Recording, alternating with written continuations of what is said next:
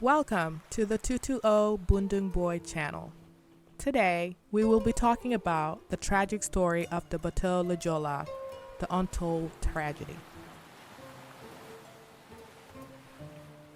In the waters of Senegal's Atlantic coast, just beyond the horizon, lies a graveyard. It is not marked by headstones or memorials, but by the rusting remains of a once proud ferry, the MV Le Joola. This is the story of one of the deadliest maritime disasters in the history, a tragedy that claimed the lives of nearly 2,000 people and a haunting legacy it left behind. day mel ni loo xamante ne du loo xamante ne ñi ko dund duñ ko fàtte waxuma laa ñi ko dund ñaar fukki nit ak ñaar 22 personnes mais man rek maa si nekk jigéen.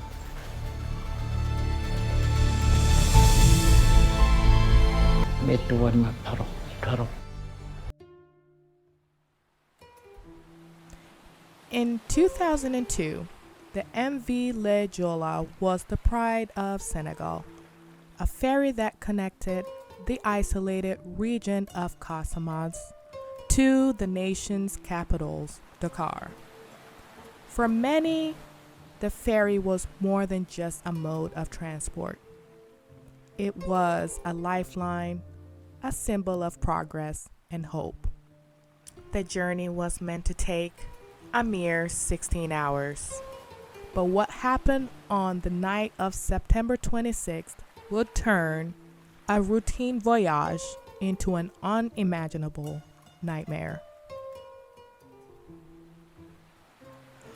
On that fateful night, over 1,900 people crowded onto the ferry, more than double its official capacity.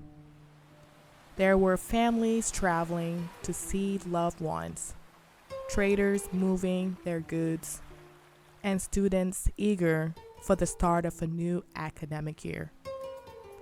As the sun set and Le Joola set sail, few could have predicted the disaster that lay ahead. But beneath the surface, danger loomed. The ferry, already overloaded, was navigating a treacherous Atlantic route, made even more perilous by the lack of adequate safety measures and proper maintenance. At 11 p.m., disaster struck. A sudden storm and winds up to 40 knots hit Le Joola. The ship, unable to handle the stress of the heavy load, began to tilt dangerously. Panic spread quickly among the passengers as they realized something was terribly wrong. In just a few short minutes, Le Joola capsized. Most of the passengers were trapped inside the ferry, and as the cold Atlantic waters flooded the vessel, the cries for help became desperate echoes against the wind. By morning, the full extent of the tragedy began to unfold. Despite the fact that Le Joola had capsized just 20 kilometers off the Gambian coast, rescue operations were delayed by several crucial hours. By the time help arrived, it was too late for most. The sea had already claimed its victims.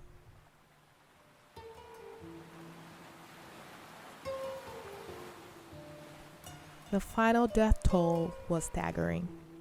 Nearly 1,900 people perished that night, more than the Titanic disaster. Only 64 survived, leaving the nation in a state of shock and disbelief. The days following the disaster were filled with grief and anger. Families searched for answers, How could this have happened? Why was the ferry allowed to sail so grossly overloaded?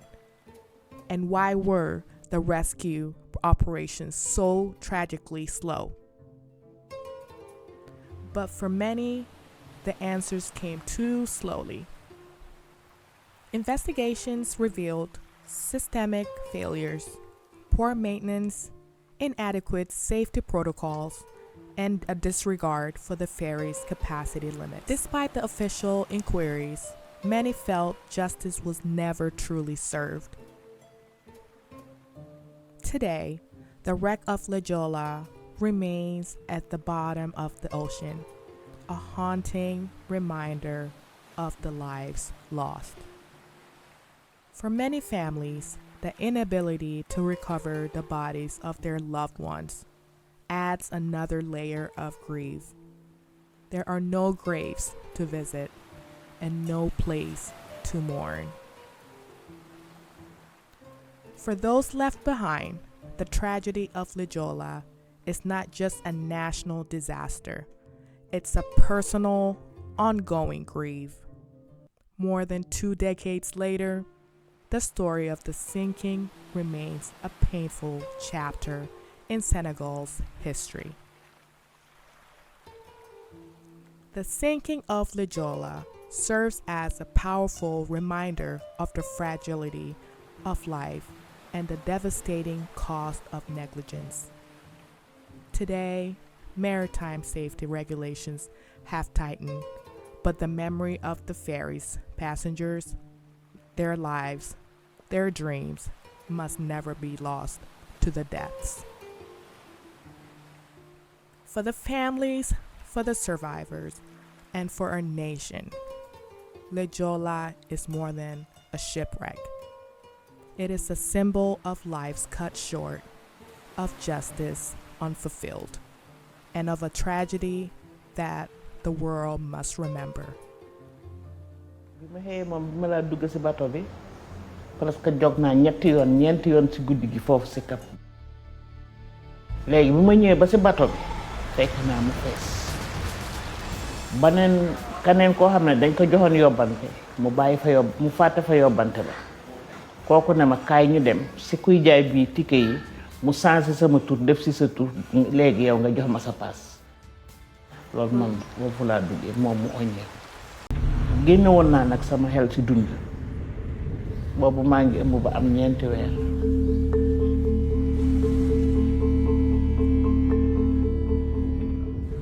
maa ngi koy xalaat ndax bi ma fiy jógee xam naa yàlla lii la dogal fii laa war a am ak sama ëmb bii tey lii la yàlla dogal ma def noonu nag ma sentir sama bopp de oyof bi ma bàyyi la noonu ma sentir sama bopp de oyof ma xam ne maa ngi génn ñun ñëpp a jaxasoo si biir ndox mi ñii gaañu ñii waaj a gaañu yëpp nga fa lépp nga fa loo xalaat si àddina rek moo fa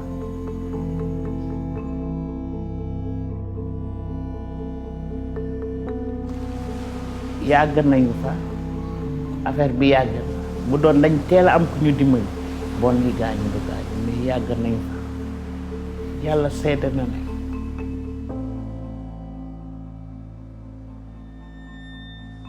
2003, Senegal's courts shelved the Joola case on the grounds that those directly to blame had died in the accident. But the country's president has acknowledged that people higher up the command chain bore some responsibility.